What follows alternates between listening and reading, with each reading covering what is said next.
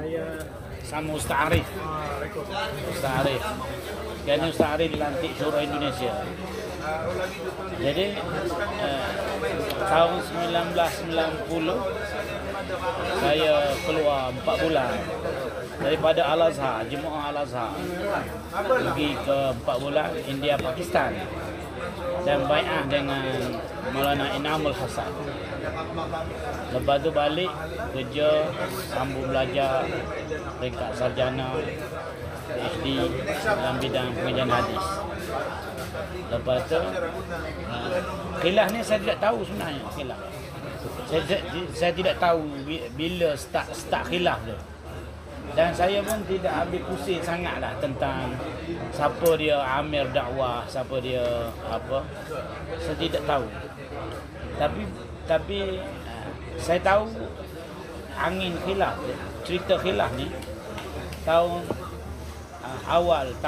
akhir tahun 2018. Saya dengar berlaku sesuatu di Nizamuddin. Jadi saya berpegang setelah kematian Maulana Zubair, jadi benda ni secara automatik berpindah kepada Maulana Sa'ad sebagai amir. Saya pegang macam itulah. Jadi apabila kita pegang macam tu, maka cara percakapan kita, dalil kita berdasarkan amir. Siapa dia menyalahi amir, maka Nabi kata faqtuluh, kena bunuh. Rasulullah suruh bunuh orang yang menyalahi amir atau orang yang mendakwa dirinya amir. Sebab tidak ada dua amir. Saya tidak tahu cerita lah.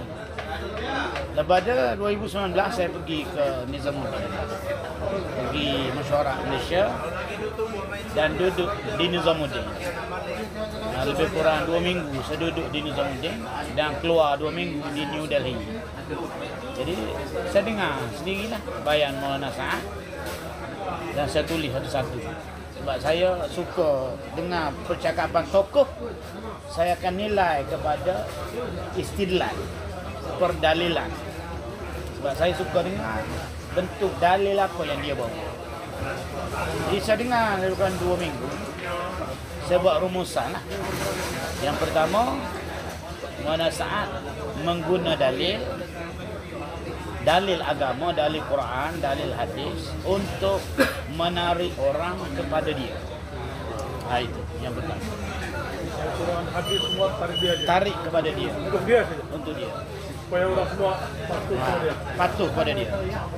Yang kedua, ikat manusia, lingkari manusia supaya jangan keluar daripada dia sebagai amir. Jangan keluar.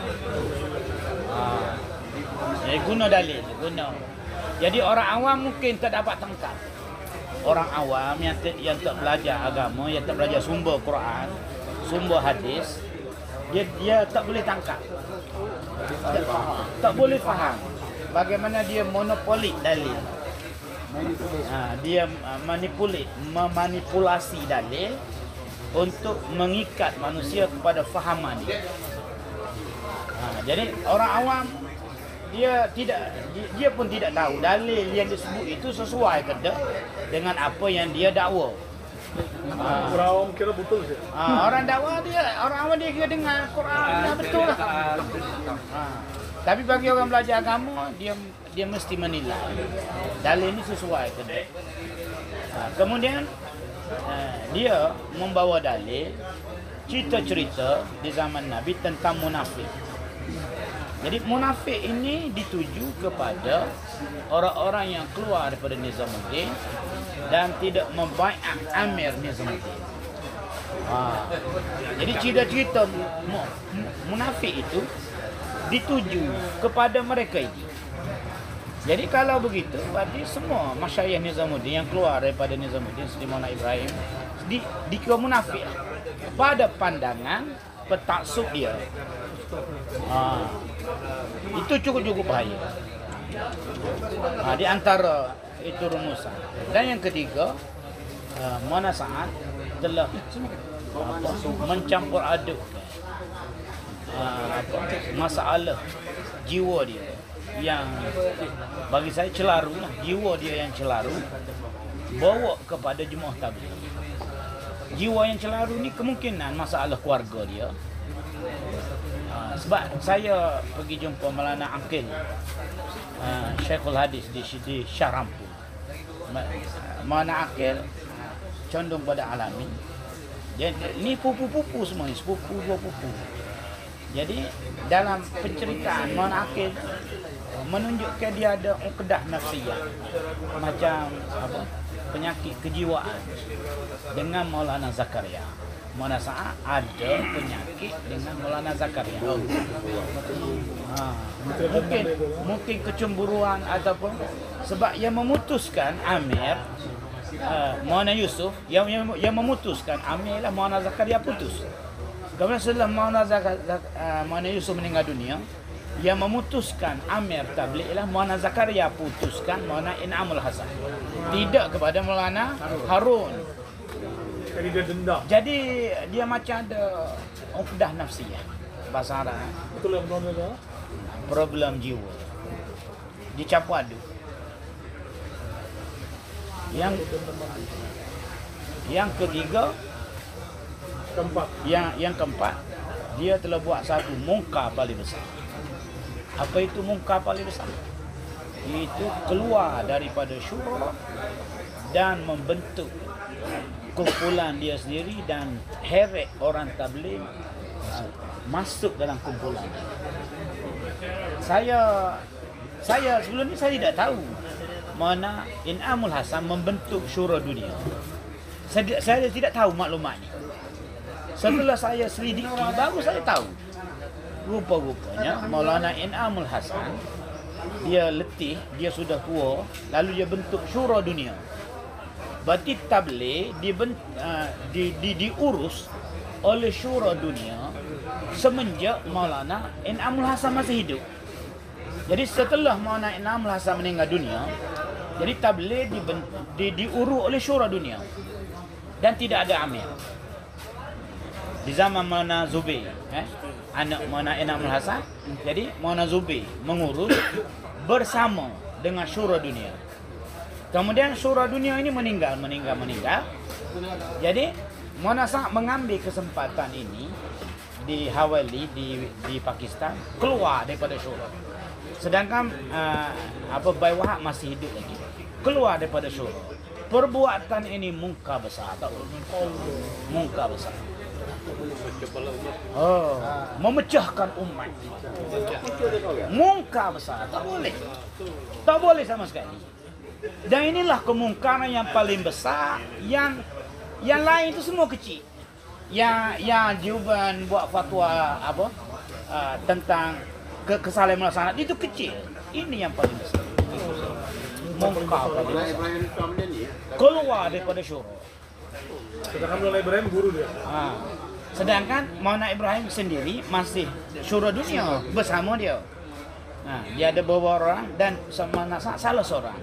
Keluar daripada syura, kemudian melantik diri sebagai amir Tanpa mesyuarat. kemudian tanpa mesyuarat, kemudian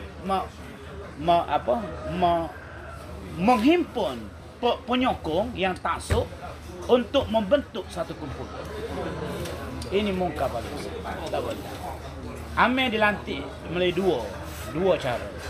Pertama, ditentukan oleh amir sebelum. Amir sebelum menamakan. Yang kedua, amir dilantik oleh majlis syura. Majlis syura bermesyuarat dan sepakat melantik Maulana Sa'ad jadi amir. Barulah sah pelantikan. Baru tak ada timbul fitnah. Tapi bila dia keluar daripada syura, Dia sendiri lantik diri dia. dia lantik diri dia. Tak boleh. Jadi apa hukum dia ni Ustaz? Kalau dari segi agama lah hukum. Kalau dari segi agama, kalau ada pemerintah Islam, panggil dia bertaubat. Dan semua masyayikh Nizamuddin menyerahkan kepada Maulana Zakaria untuk buat keputusan. Dan Maulana Zakaria juga nama dia telah dicadangkan untuk mengganti Maulana Ilyas. Dan semua serah ke dia. Dia yang buat keputusan. Kemudian Maulana Ilyas telah putus, Maulana Yusuf sebagai pengganti pada Maulana Ilyas. Maulana Yusuf pun umur dia tidak panjang. Dia mati di usia muda, 50-an juga. Kemudian ketika Maulana Yusuf meninggal dunia, maka buat mesyuarat lagi di Nizamuddin dan diserah pada Maulana Zakaria yang buat keputusan. Maulana Zakaria telah putuskan Maulana In'amul Hasan. Dua-dua ni murid Maulana Zakaria.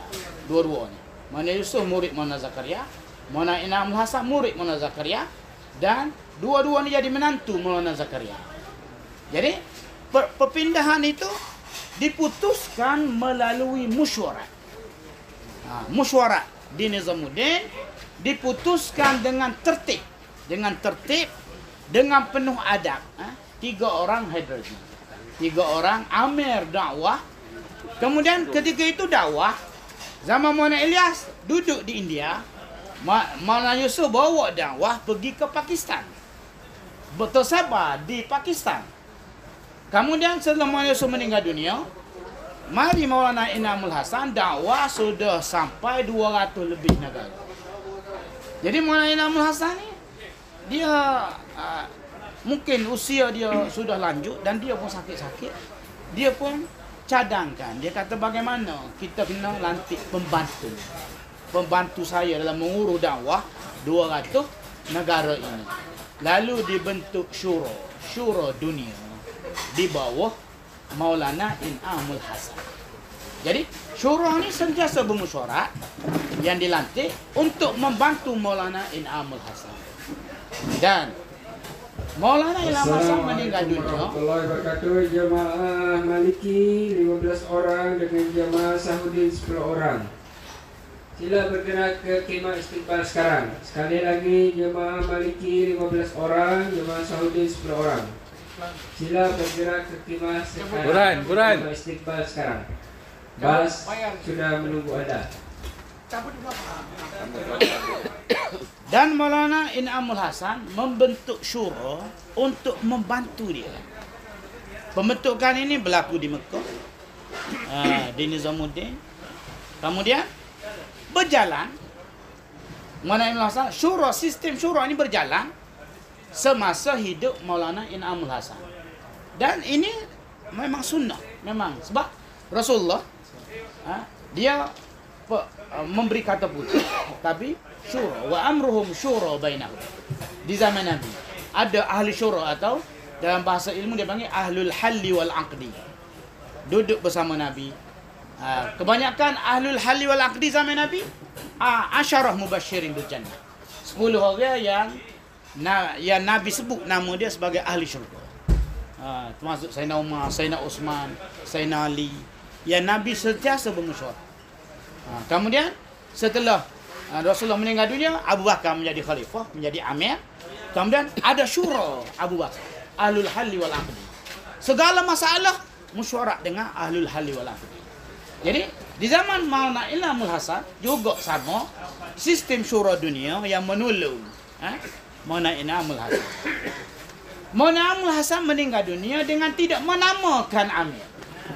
Pelantikan amir dalam sunnah Nabi ada 2 cara. Kita nak lantik amir ni, pertama, amir sebelum menamakan. Amir sebelum menamakan. Kalau saya meninggal dunia, orang ni yang akan jadi amir dan dipersetujui oleh syura. Kedua, kalau dia tidak namakan amir, amir itu mesti dilantik oleh ahlul masyura yang sudah ada.